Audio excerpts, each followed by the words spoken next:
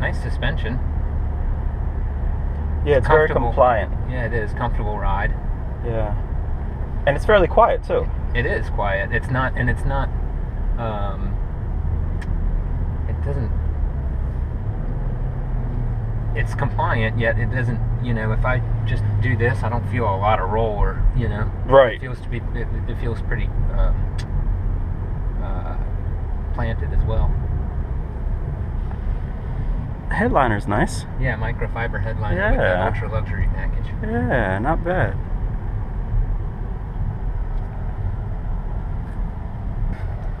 Do we have a sticker price on this car? $47,840. $47,840. And this has both the Driver Confidence 1 and Driver Confidence 2 package. The driver ultra luxury interior. Wow. Yeah, and the ultra luxury, and the sunroof is, oh, it's got a panoramic roof. I didn't even notice that. Shall we open? Yes.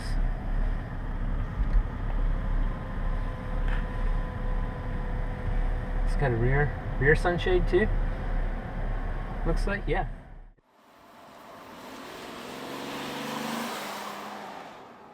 And also you can activate the windshield display here.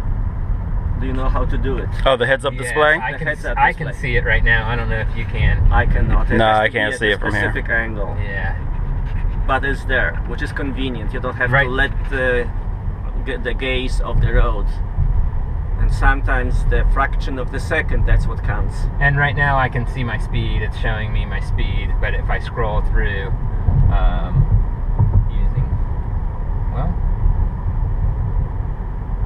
well, I'm not exactly sure. Oh, there it is. Yeah, I can do things like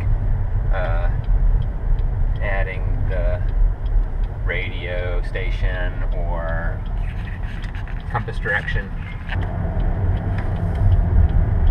Adaptive cruise control, the head-up display, and what else with the driver confidence? The lane departure warning.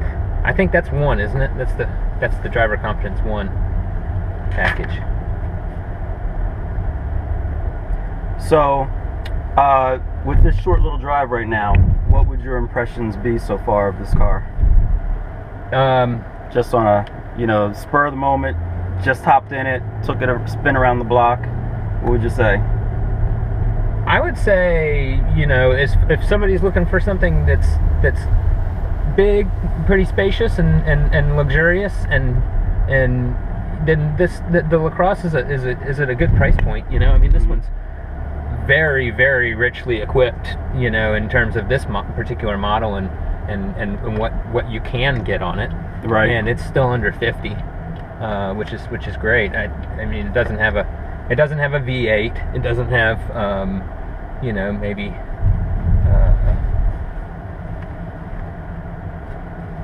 It doesn't have, maybe like a very prestigious, European nameplate or something like that. But it is a very comfortable, quiet, and nice driving automobile. Okay. What do you think of this color? The looks like plum. Yeah, I think they call it sangria. Sangria, yes, it is. Yep. I might be a little much for me. Mm-hmm. And in fact, I think I liked the way it looked when I first looked in here. Excuse me. Right. But since I've been driving, I don't like it up here on the dash. Okay. It really gets pretty bright when when the sun's shining on it. It seems pretty bright when the sun's shining on it. Yeah, it's interesting. It's one of those things, it's almost like a sangria, where that first taste, you're like, oh my gosh, this is fantastic. But then after you have like 2-3 glasses, you're like, it's a little bit sweet for me now. Let me go back to my rum and coke or whatever I usually drink now. That's almost the impression I'm getting just on this first take. This first.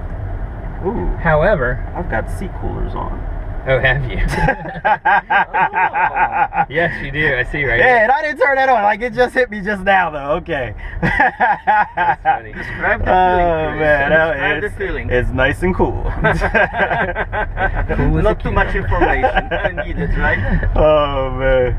Yeah, But yeah, so you were saying? This ultra luxury package really is nice though in terms of getting this microfiber headliner and covering on the pillars. That's I mean nice. that lends a very luxurious feel to any vehicle.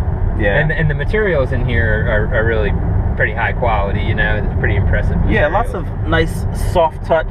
Yeah. Plastics everywhere. And this particular wood trim is also specific to the ultra luxury cars. Yeah. Oh yeah.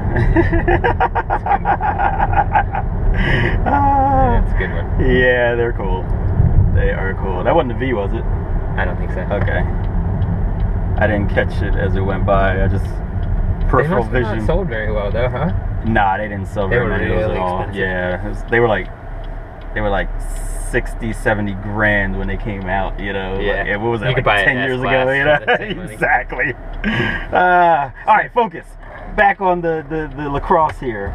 Yeah, I mean, I think that they What's in the console? Spacey? tried to yeah, pay a attention. little bit of space, not much. Not a ton. Yeah, I feel like they tried to pay USB. attention to details. You know, USB, and that's what they're putting in, like, you know, they've been putting in like Cadillacs and stuff like that for a while now. It's pretty much the same setup. The only thing actually it's missing was the auxiliary. Oh no, it's in there also. Yeah, so you can plug in aux or you can go through USB. exactly. So yeah, all that stuff's pretty same. The center stack, you know, that looks nice. It's a lot simpler. That's kind of where things have been going. You know, where these companies have been going now. As far as trying to be less confusing, they're offering a lot more capability, but you know, it's a little simpler design. The steering wheel, you know, they put a lot of stuff on the steering wheel now, so that you can control things from your hands. You just have to get used to them, all those buttons. So this is not necessarily your grandma car. Not at all. Not at all. In my opinion, the Buick brand, they've been doing a decent job of following the steps of Cadillac now, where, you know, they used to be strictly grandma and grandpa vehicles, and now they've been getting a lot of nice new product out there that actually can be appealing to younger people. Yeah, it was interesting during the presentation that Roger mentioned that when the new Regal comes out, the oldest vehicle in the Buick lineup will be the 2-year-old Piranha. No, yep, yeah. And that's really kind of a good indication of how quickly they are updating their lineup and their models. Yeah, that's pretty amazing. And that's one of the important keys to attracting newer and younger drivers. Yep. Is to have things that are new and interesting. Exactly. You know, stylish. They look good. So here's a question. You know, this is a luxury car. This is the ultra luxury package. When you get into this car, if your friend stops by and picks you up and you jump in his Lacrosse ultra luxury, do you feel like you're in a luxurious car? Does it sell? I mean, does it sell that? I think there are areas that it does. The overall package, that could be arguable. I'm not sure. I mean, I think outside it sells well. You know, I think outside it actually shows. It gives the idea of a nice, luxurious yet sporty car. You know, it's a handsome car from the outside. Yeah, it looks nice. Inside, you know, again, it kind of goes with the whole sangria thing, where it's like if you sit in long enough, then you know, a trained eye will start to nitpick at things. That's true. At first glance, you open the door, it's like, oh wow, that's kind of nice. It's definitely an improvement. It is definitely an improvement, and I think they're going in the right direction. Would you say? Would you recommend a? Would you recommend a less richly equipped Lacrosse at a lower price, and you know, over this ultra luxury one? I almost feel like I'd have to see it in a different color combination. Yeah. You know, and then I'd be able to make a better decision. Just because this isn't necessarily my taste. Right. So I don't know if I personally would buy that. And I think that's skewing my viewpoint there. I think if I saw one in a nice camel interior or something like that, then that might actually sway me a little bit more. Right. And help to sell me on that. Yeah. Well, all right. I mean, it was a nice drive. The car ride's nice. Overall, it is a fantastic improvement. You know, and so I think that people will be interested in at least giving it a try. It's Chris from AutoAcademics.